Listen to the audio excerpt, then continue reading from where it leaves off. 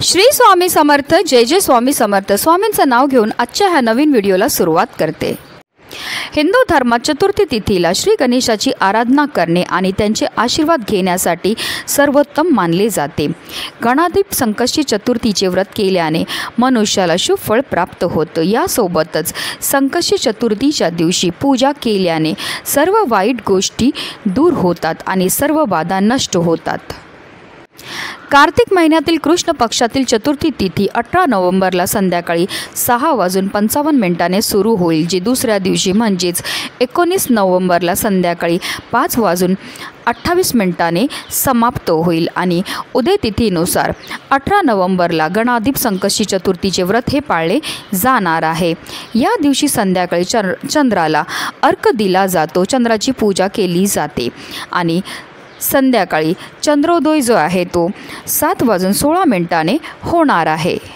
नारद पुराणानुसार संकष्टी चतुर्थीच्या दिवशी संपूर्ण दिवस उपवास करावा। संकष्टी चतुर्थीच्या दिवशी घरामध्ये पूजा केल्याने नकारात्मक प्रभाव दूर होतात। एवढंच नाही तर पूजेने घरात सुख शांती येते, घरातील सर्व अडचणी दूर होतात, भक्तांच्या सर्व मनोकामनासुद्धा पूर्ण होतात। आणि म्हणूनच आपल्याला संकष्टी चतुर्थीच्या दिवशी पूजा तर करायची, सेवा तर करायची, पण त्याचबरोबर काही प्रभावी उपायसुद्धा करायचे आहेत। आणि म्हणूनच आपल्याला संकष्टी चतुर्थीच्या दिवशी गाईला ही एक वस्तू खायला द्यायची आहे। ही वस्तू खायला दिल्यामुळे प्रकारातला प्रकार, पितृदोष, ग्रहदोष, शत्रुबाधा, नकारात्मकता नष्ट होणारच आहे, पण आपलं 7 पिढ्यांचं दारिद्र्य नष्ट होऊन आपली कितीही कठीणातील कठीण इच्छा ही साक्षात गणपती बाप्पा पूर्ण करणार आहेत। अतिशय उच्च कोटीची ही सेवा आहे, जी प्रत्येकाने संकष्टी चतुर्थीच्या दिवशी करायची। त्याबद्दल सविस्तर आणि महत्त्वाची माहिती मी तुम्हाला या व्हिडिओमध्ये देणार आहे, तर व्हिडिओ पूर्ण पहा। आणि जर तुम्ही माझ्या चॅनलवर नवीन असतील तर चॅनलला सबस्क्राईब करा आणि शेजारी बेल आयकॉन सुद्धा प्रेस करा, जेणेकरून तुम्हाला माझ्या नवनवीन व्हिडिओचं नोटिफिकेशन हे मिळत राहील।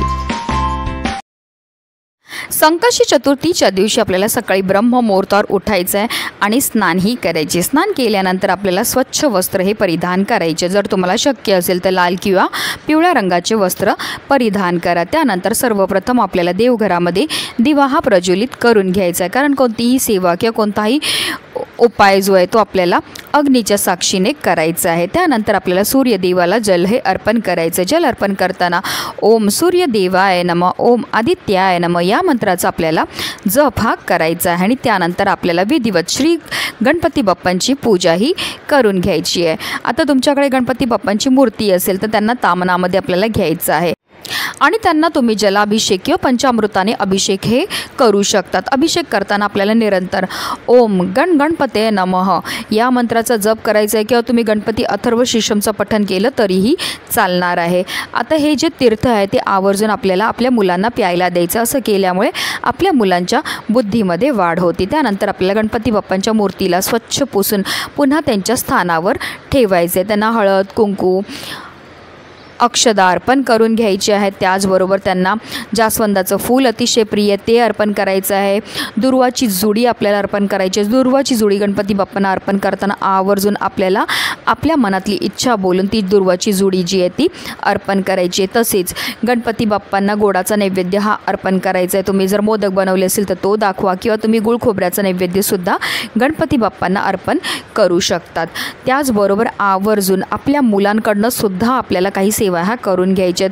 आपल्या मुलांच्या हाताने सुद्धा आपल्याला गणपती बाप्पांना जास्वंदाचं फूल तसेच दुर्वाची जुडी ही अर्पण करायला लावायचे। त्याचबरोबर आपल्या मुलांकडनं गणपती अथर्व शीर्षमचं तसंच गणपती बाप्पांचं नामस्मरण आपल्याला करून घ्यायचं आहे। तर मुलं लहान असतील तर तुम्ही म्हणा, त्यांनी श्रवण केलं तरीही चालणार आहे। कमीत कमी एकदा तरी त्यांच्याकडनं ओम गणपते नमः किंवा ओम श्री विघ्नहर्ताय नमः या मंत्राचा तुम्हाला जप हा करून घ्यायचा आहे। ह्या सेवा आपल्या मुलांकडनं करून घेतल्यामुळे आपल्या मुलांना प्रत्येक क्षेत्रामध्ये भरभरून यश तर मिळतं, पण त्यांच्यावर कधीही कोणत्याही प्रकारचं वाईट संकटसुद्धा येत नाही। संध्याकाळी चंद्रोदय झाल्यावर आपल्याला चंद्राला जल अर्पण करायचं आहे आणि त्यानंतरच आपल्याला व्रत जे आहे ते सोडायचं आहे। अशा रीतीने आपल्याला पूजा ही करून घ्यायची आहे। संकष्टी चतुर्थीच्या दिवशी तुम्ही ही गोसेवा सकाळपासून संध्याकाळपर्यंत कधीही करू शकतात, कारण हिंदू धर्मामध्ये गाय, गंगा आणि गायत्रीला अनन्यसाधारण असं महत्त्व आहे. गायीचा जन्म हा समुद्र मंथनातून कामधेनू गायीच्या रूपामध्ये झाला होता. त्याचबरोबर माता लक्ष्मीचा जन्मसुद्धा समुद्र मंथनातून झाला होता. म्हणूनच गायीला माता लक्ष्मीचं स्वरूपसुद्धा म्हटलं जातं. गाय 11 रुद्रांची आई आहे, 8 वसूंची कन्या आहे, 12 आदित्यांची बहीण आहे आणि अमृतरूपी दूध देणारी आहे. जो व्यक्ती गोसेवा करतो त्याच्या सर्व मनोकामना तर पूर्ण होतात, पण त्याला स्वर्गाची प्राप्तीसुद्धा होत असते. तसेच गायीच्या शरीरामध्ये 33 कोटी देवी देवतांचा निवास असतो आणि ही गोसेवा केल्यामुळे आपल्या मनातल्या सर्व मनोकामना पूर्ण होतात. म्हणूनच आपल्याला आवर्जून संकष्टी चतुर्थीच्या दिवशी ही गोसेवा जी आहे ती करायची आहे. तर आपल्याला काय करायचं आहे, घरामध्ये सगळ्यात पहिली पोळी जी आहे ती आपल्याला गायीकरता तयार करायची. ही पोळी तयार करताना त्यामध्ये आवर्जून आपल्याला चिमूटभर हळद ही टाकायची. हळद टाकल्यामुळे आपल्या कुंडलीमध्ये असणारा गुरुग्रह बलवान होतो, ज्यामुळे आपल्या जीवनामध्ये असणारी जी आर्थिक समस्या त्यापासून आपल्याला मुक्तताही मिळत असते. तसेच ह्या पोळीवर आपल्याला थोडंसं तूपसुद्धा लावायचं आहे.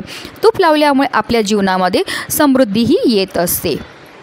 तसेच आपल्याला एक गुळाचा खडासुद्धा ह्या पोळीवर ठेवायचा. गुळाचा खडा ठेवल्यामुळे आपल्या जीवनामध्ये गोडवा हा निर्माण होत असतो. तसेच आपल्याला 21 दुर्वांची जुडी ही सुद्धा त्या पोळीवर ठेवायची आहे.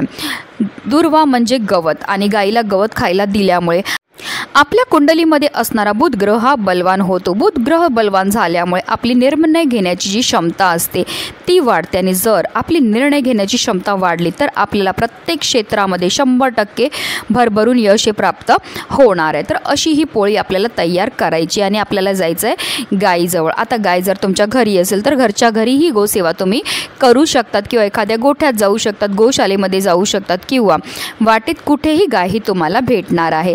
गाईजवळ गेल्यावर सर्वप्रथम तिच्या दोन्ही पायावर आपल्याला पाणी हे अर्पण करून घ्यायचं. तिची आरती करून घ्यायची, तिला हळद कुंकू अक्षता अर्पण करून घ्यायचे आणि त्यानंतर आपल्या हातातनं ही पोळी जी आहे ती आपल्याला गाईला खायला द्यायची. असं म्हटलं जातं गाय जेव्हा आपल्या हातातनं ही पोळी खाते आणि तिची जीभ जेव्हा आपल्या हाताला लागते त्यामुळे आपल्या जीवनामध्ये असणारे जे दारिद्र्य आहे ते दूर होण्यामध्ये मदतही मिळत असते.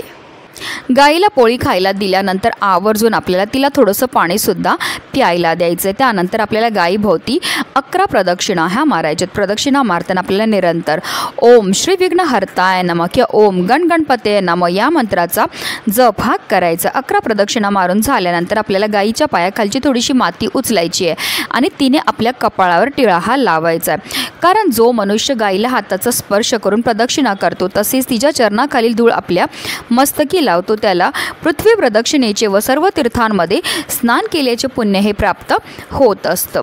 त्यानंतर जर गाय हात लावून देत असेल तर तिच्या पाठीवर आपल्याला हात फिरवायचा आहे आणि आपल्या मनातली इच्छाही बोलायची. अतिशय उच्च कोटीची ही गोसेवा केल्यामुळे आपली कितीही कठीणातील कठीण इच्छाही साक्षात गणपती बाप्पा पूर्ण करतातच करतात. पण त्याचबरोबर आपल्या जीवनामध्ये असणारा प्रकारातला प्रकार पितृदोष, ग्रहदोष, शत्रुबाधा, नकारात्मकता तर नष्ट होतेच होते, पण आपलं 7 पिढ्यांचं दारिद्र्यसुद्धा नष्ट होऊन आपल्या संपूर्ण कुटुंबाची भरभरून अशी प्रगती होणार आहे. म्हणूनच व्हिडिओ जास्तीत जास्त लोकांपर्यंत शेअर करा जेणेकरून प्रत्येकाकडनं ही गोसेवा झाली पाहिजे हीच मनामध्ये इच्छा. श्री स्वामी समर्थ. जय जय स्वामी समर्थ.